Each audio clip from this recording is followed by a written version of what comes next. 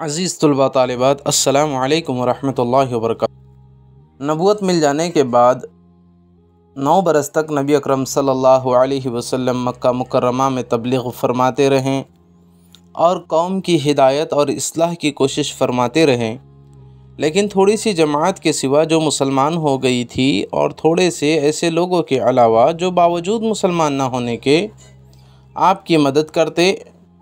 اکثر کفار مکہ آپ کو اور آپ کے صحابہ کو ہر طرح کی تکلیفیں پہنچاتے تھے، مذاق اڑاتے تھے اور جو ہو سکتا تھا اس سے درگزر نہ کرتے تھے۔ حضور صلی اللہ علیہ وسلم کے چچا ابو طالب بھی انہی نیک دل لوگوں میں تھے جو باوجود مسلمان نہ ہونے کے حضور کی ہر قسم کی مدد فرماتے تھے۔ 10ویں سال میں جب ابو طالب کا بھی انتقال ہو گیا تو کافروں کو اور بھی ہر طرح کھلے مہار اسلام سے روکنے اور مسلمانوں کو تکلیف پہنچانے کا موقع ملا۔ حضور اقدس صلی اللہ علیہ وسلم اس خیال سے طائف تشریف لے گئے کہ وہاں قبیلہ ثقیف کی بڑی جماعت ہے، اگر وہ قبیلہ مسلمان ہو جائے تو مسلمانوں کو ان تکلیفوں سے نجات ملے اور دین کے پھیلنے کی بنیاد پڑ جائے۔ وہاں پہنچ کر قبیلے کے 3 سرداروں سے جو بڑے درجے کے سمجھے جاتے تھے گفتگو فرمائی اور اللہ کے دین کی طرف بلایا اور اللہ کے رسول کی یعنی اپنی مدد کی طرف متوجہ کیا، مگر ان لوگوں نے بجائے اس کے کہ دین کی بات کو قبول کرتے یا کم از سے کم عرب کی مشہور مہمان نوازی کے لحاظ سے اس نوارد مہمان کی خاطر مدارت کرتے، صاف جواب دے دیا اور نہایت بے رخی اور بد اخلاقی سے پیش آئے، ان لوگوں نے یہ بھی گوارا نہ کیا کہ آپ یہاں قیام فرما لے۔ جن لوگوں کو سردار سمجھ کر بات کی تھی کہ وہ شریف ہوگے اور مہذب گفتگو کرے گے، ان میں سے ایک شخص بولا کہ اوہو، آپ ہی کو اللہ نے نبی بنا کر بھیجا ہے۔ دوسرا بولا، اللہ کو تمہارے سوا کوئی اور ملتا ہی نہیں تھا جس کو رسول بنا کر بھیجتے۔ تیسرے نے کہا، میں تجھ سے بات کرنا نہیں چاہتا، اس لیے کہ اگر تو واقعی نبی ہے جیسا کہ دعویٰ ہے تو تیری بات سے انکار کر دینا مصیبت سے خالی نہیں، اور اگر جھوٹ ہے تو میں ایسے شخص سے بات کرنا نہیں چاہتا۔ اس کے بعد ان لوگوں سے نا امید ہو کر حضور اکرم صلی اللہ علیہ وسلم نے اور لوگوں سے بات کرنے کا ارادہ فرمایا کہ آپ تو ہمت اور استقلال کے پہاڑ تھے، مگر کسی نے بھی قبول نہیں کیا، بلکہ بجائے قبول کرنے کے حضور صلی اللہ علیہ وسلم سے کہا کہ ہمارے شہر سے فوراً نکل جاؤ اور جہاں تمہاری چاہت کی جگہ ہو وہاں چلے جاؤ۔ حضور اکرم صلی اللہ علیہ وسلم ان سے بالکل مایوس ہو کر واپس ہونے لگے تو ان لوگوں نے شہر کے لڑکوں کو پیچھے لگا دیا کہ آپ کا مذاق اڑائے، تالیاں پیٹے، پتھر مارے،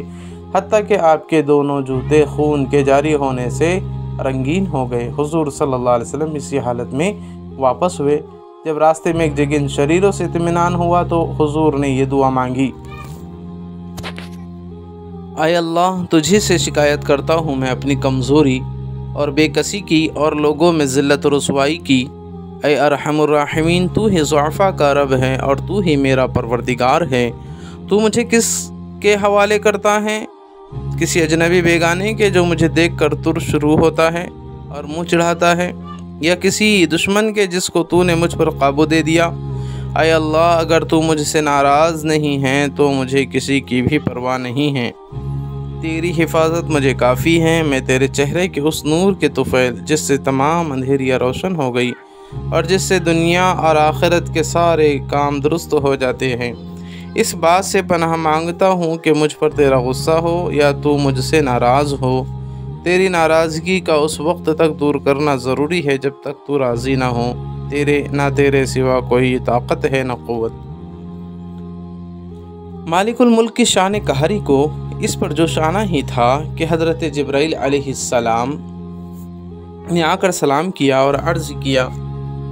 کہ اللہ تعالیٰ نے آپ کی قوم کی وہ گفتگو جو آپ سے ہوئی سنی اور ان کے جوابات سنے، اور ایک فرشتے کو جس کے متعلق پہاڑوں کی خدمت ہے آپ کے پاس بھیجا ہے کہ آپ جو چاہیں اس کو حکم دے۔ اس کے بعد اس فرشتے نے سلام کیا اور عرض کیا کہ جو ارشاد ہو میں اس کی تعمیل کروں، اگر ارشاد ہو تو دونوں جانب کے پہاڑوں کو ملا دوں جس سے یہ سب درمیان میں کچل جائے، یا اور جو سزا آپ تجویز فرمائیں۔ حضور صلی اللہ علیہ وسلم کے رحیم و کریم ذات نے جواب دیا کہ میں اللہ تعالیٰ سے اس کی امید رکھتا ہوں کہ اگر یہ مسلمان نہیں ہوئے تو ان کی اولاد میں سے ایسے لوگ پیدا ہوں جو اللہ کی پرستش کرے اور اس کی عبادت کرے۔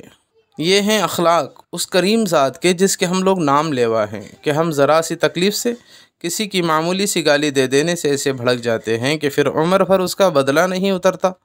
ظلم پر ظلم اس پر کرتے رہتے ہیں اور دعویٰ کرتے ہیں اپنے محمدی ہونے کا، نبی کے پیرو بننے کا۔ نبی کریم صلی اللہ علیہ وسلم اتنی سخت تکلیف اور مشقت اٹھانے کے باوجود نہ وہ دعا فرماتے ہیں نہ کوئی بدلہ لیتے۔